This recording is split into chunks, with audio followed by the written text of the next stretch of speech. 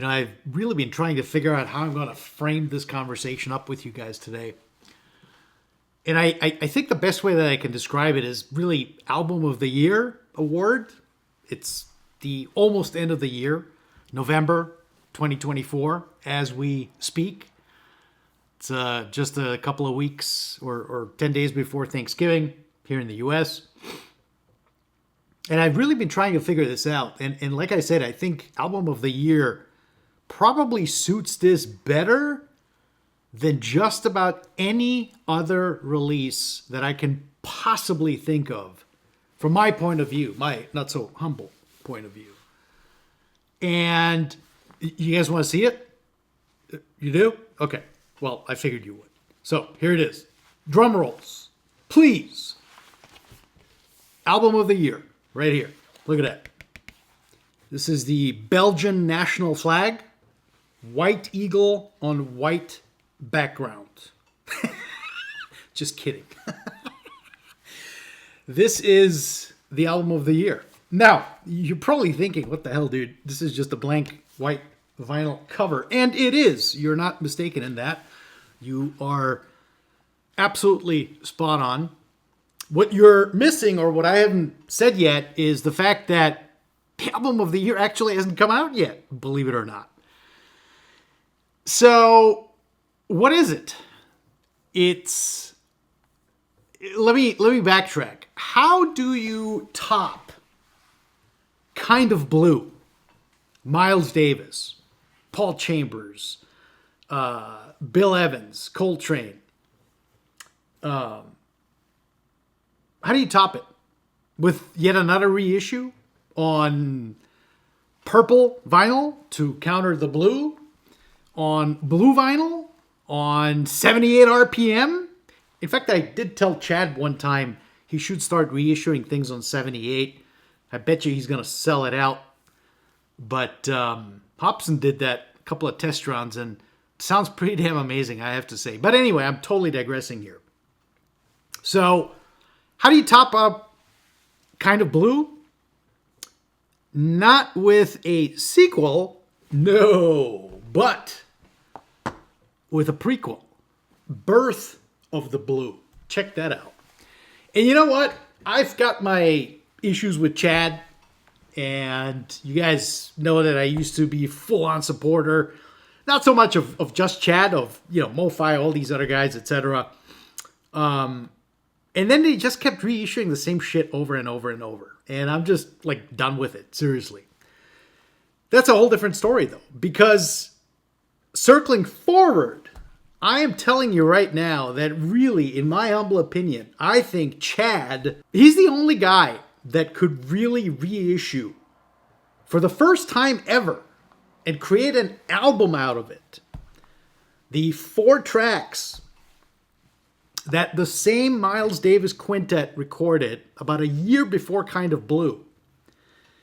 Put it on a great, phenomenal sounding, presumably 33 1/3 slab of vinyl, pressed at Chad's pressing plant, of course, QRP. Stout and print on jacket, etc. Try to recreate as best as possible, or not even recreate, I should say. Create some kind of a facsimile of what the issue would have looked like if it would have come out. And when I saw this announcement last week, I was like, holy shit, dude, this is freaking cool. This is seriously, I think this is Album of the Year. It's been out. Those 4 songs, 4 tracks have been out numerous times over the years on DVDs and add-on CDs and volume 2s and so on and so forth. But no one has ever really done this. Put those 4 tracks on vinyl and create an actual album out of it. No doubt that must have required all sorts of wrangling and dangling with Sony and trying to figure out how, the legalities of all of it.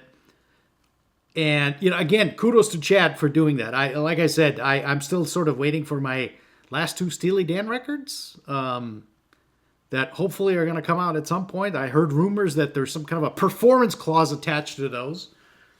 And so if the Steely Dans aren't selling, then he can't continue pressing or something to that effect. Anyway, I digress.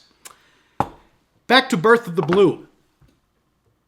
Fundamentally, what's actually really cool about this particular first issue, they did the same thing that Bernie Grundman did back in the day. It was 96 for the original kind of Blue reissue, Classic Records, that you guys remember, of course, where they went back to the original 3-track session tapes, created a brand new 30-inch per second 2-track stereo master, and then Bernie used that to master Kind of Blue. Again, and obviously phenomenal sound and acclaim, etc., etc.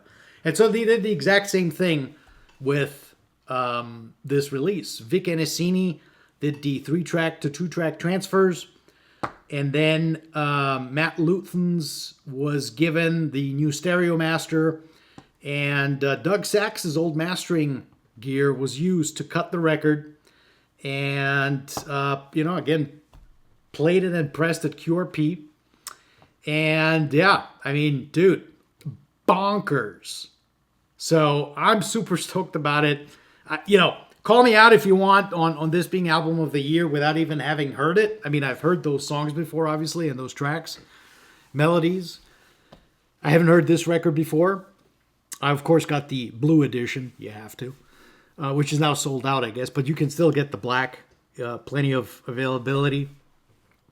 So yeah, I think this is going to be killer. And like I said, I'm super stoked that this is coming out.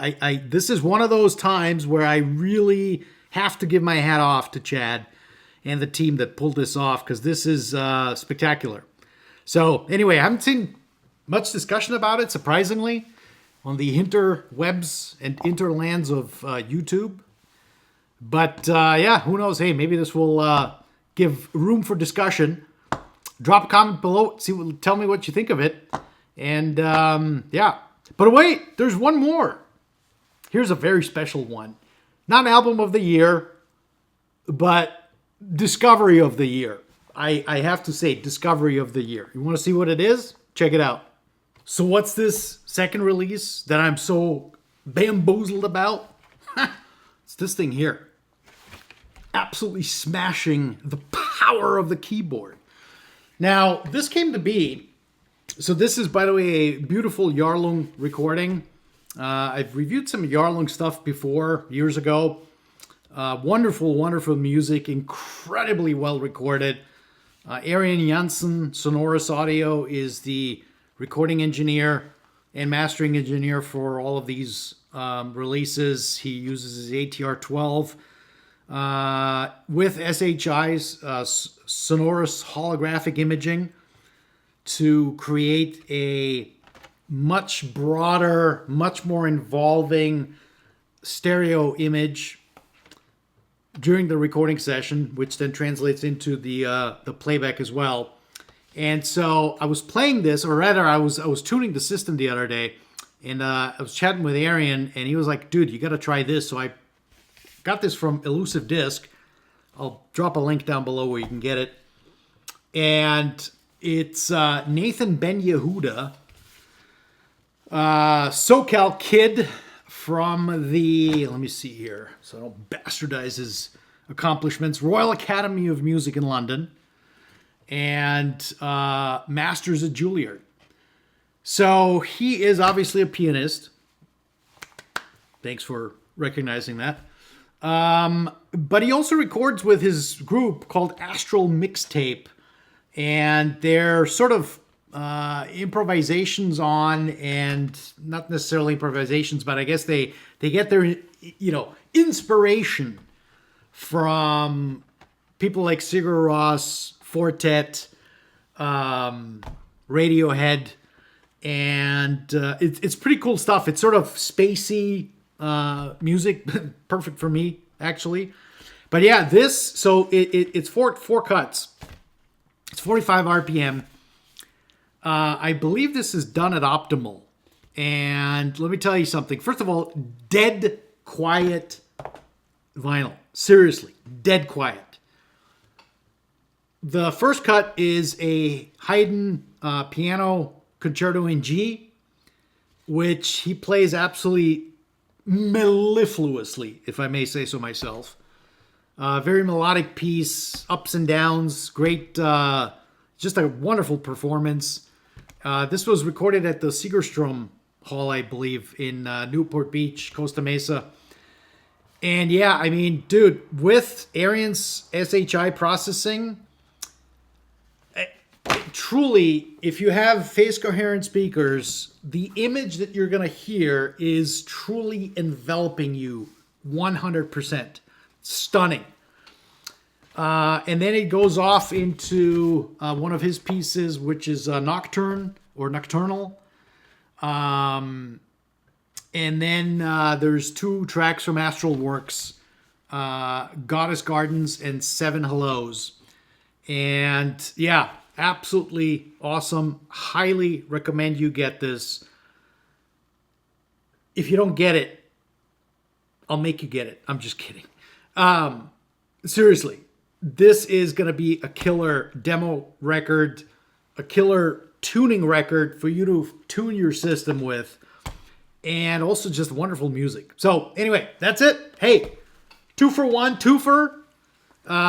You got the album of the year by me or from me, and you got the power of the piano. Thanks for tuning in as always. Love seeing you guys. Drop a comment below, and let's chat soon. Ciao.